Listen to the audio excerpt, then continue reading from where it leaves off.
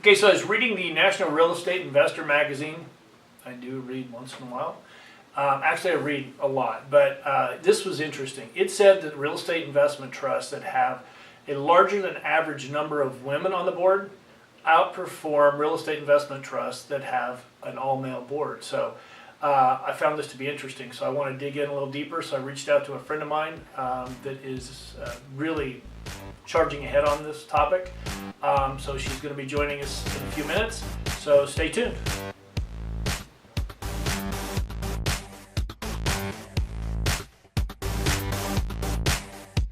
Hey everyone, thank you for tuning in today. I've got a good friend of mine, Sturai. Hello. Sturai is a commercial real estate agent with Commercial Brokers International in Los Angeles. Yes, I am. And you have been with them for a couple of years now, so you've really got a feel of the marketplace in Los Angeles. Prior to that, you're doing residential, correct? Yes, I previously did. In just LA? East Coast. Oh, East Coast. Yes. Oh, you really? Okay. Northern Virginia. Okay, very good.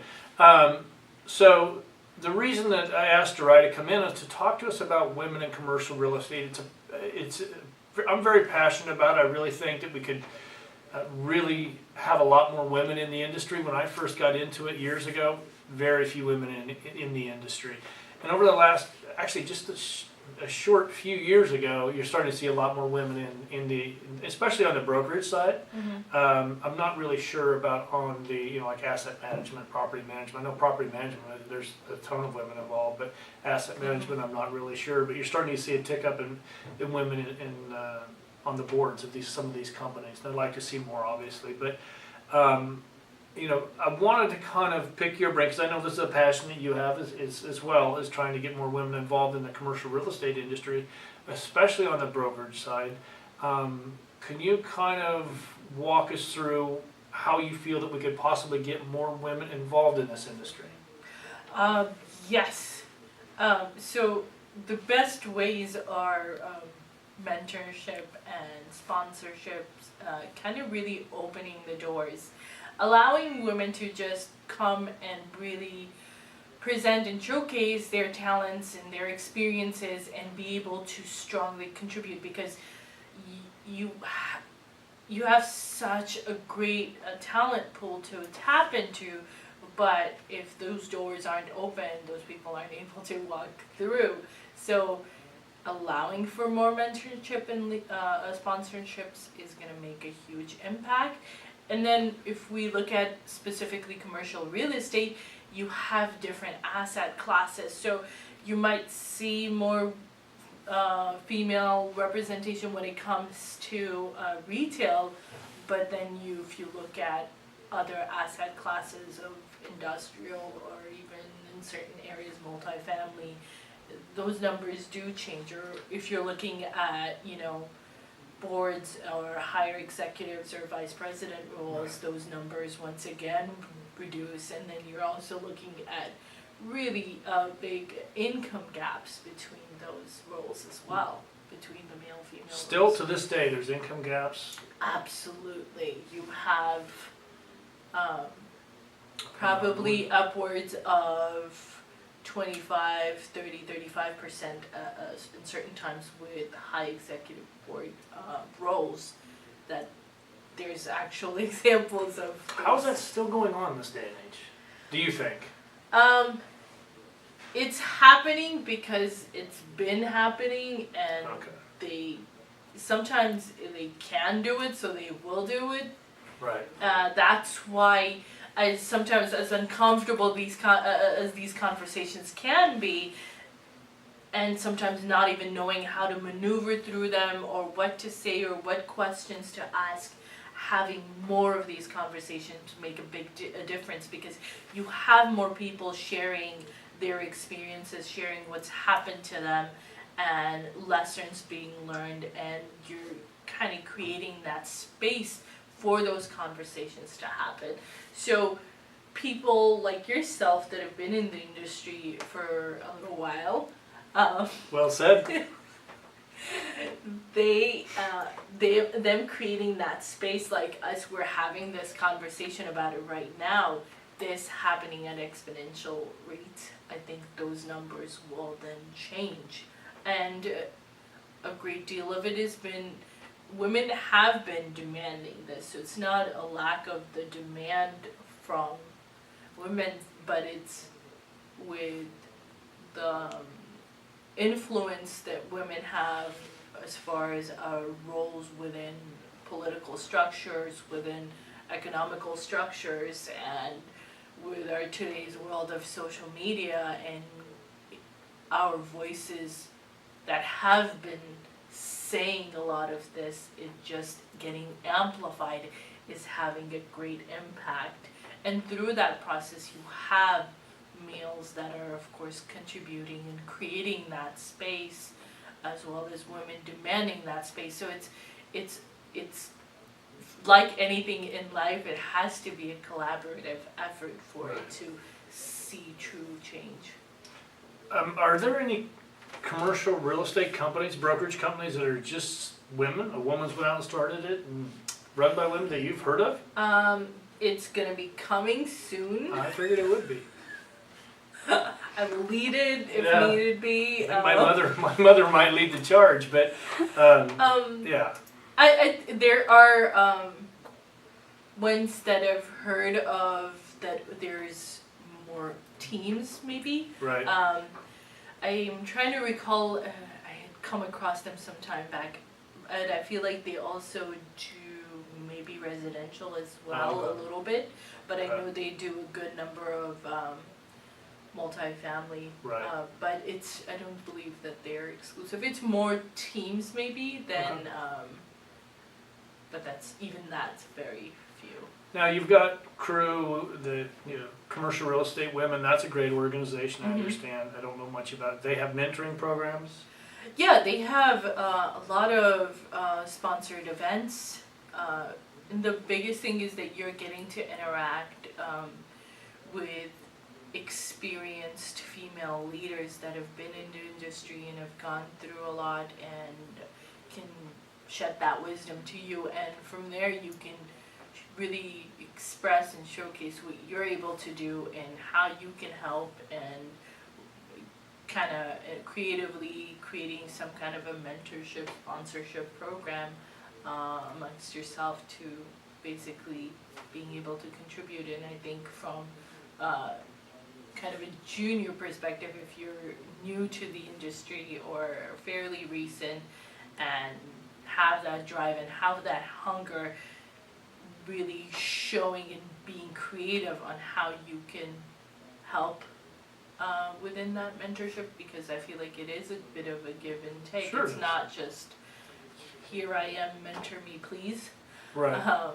And then from the mentor perspective, them really taking the time that, okay, kind of paying it forward, that, okay, I've been in this industry, I've learned so much, how can I give back? Especially if you have someone that you see their drive and their hunger and their, determination to get all of this done, creating an environment where they can do that. I guess you're a prime example. You were in residential real estate. What made you want to transition into commercial real estate? Yeah, from my perspective, when it comes to, and I am generalizing right now, but for women, I feel like commercial real estate works better because there's a greater structure to your day in terms of what your working hours are, what your weekend schedules look like. And then if you are a parent or have a family or an entrepreneur that is doing something in addition to real estate, that you're growing some brand of yours, being able to schedule all of that around commercial real estate, it is, to me, it's more possible because you have certain business hours that people are traditionally working. That doesn't mean that you're not up at 6 o'clock and at 11 o'clock at your laptop doing your research, but it still provides some structure that you have typically your weekends where you can get more your homework done or, do things with the family. Right. All right, so let's say that somebody is watching this video and they go, wow, commercial real estate, I've never really given it some thought, but it's something I'd like to look into. What would be the first steps to get them into the commercial real estate on the brokerage side?